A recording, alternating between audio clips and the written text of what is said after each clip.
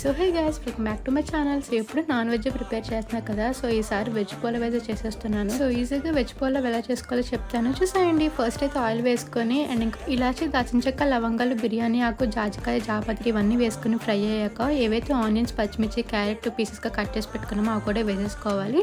So వేసుకొని mix చేసుకున్నాక కొంచెం సాల్ట్ అయితే వేసుకుందాము, ఆనియన్స్ అవి త్వరగా ఫ్రై అవ్వడానికి. అండ్ ఇంకా అల్లం వెల్లుల్లి పేస్ట్ 2 టేబుల్ స్పూన్ అయితే వేసాను. సో అండ్ ఇంకా టొమాటో కూడా కట్ చేసుకుని పీసెస్గా వేసేసుకోవాలి. సో ఇంకా కొంచెం కొత్తిమీర కూడా వేసాను. సో ఇప్పుడు మొత్తం అంతా కలుపుకొని మిక్స్ చేసుకున్నాక ఒక 5 to 10 minutes ఆనియన్స్ ఫ్రై అయ్యే వరకు ఉంచుకొని కొంచెం బిర్యానీ మసాలా అండ్ ఇంకా దీంట్లో కొంచెం వాటర్ అయితే వేసేసుకుందాము. ఇప్పుడు 1 గ్లాస్ ఆఫ్ రైస్కి 1.5 గ్లాస్ వాటర్ అయితే తీసుకున్నాను. వాటర్ వేసుకున్నాక ఒక 5 to 10 minutes స్టవ్ మీద ఉంచుకోవాలి. సో చూసారు కదా, వాటర్ అయితే ఇలా ప్రిపేర్ అయ్యాయి. సో ఇప్పుడు ఏదైతే రైస్ ఉందో దీంట్లో వేసేసుకుందాము. రైస్ మొత్తం వేసుకున్నాక మిక్స్ చేసుకుని సాల్ట్ సరిపోయిందో లేదో ఒకసారి చెక్ చేసుకుని 15 to 20 minutes స్టవ్ మీద పెట్టుకుని ఆఫ్ చేసుకుంటే వెజ్ పులావ్ రెడీ.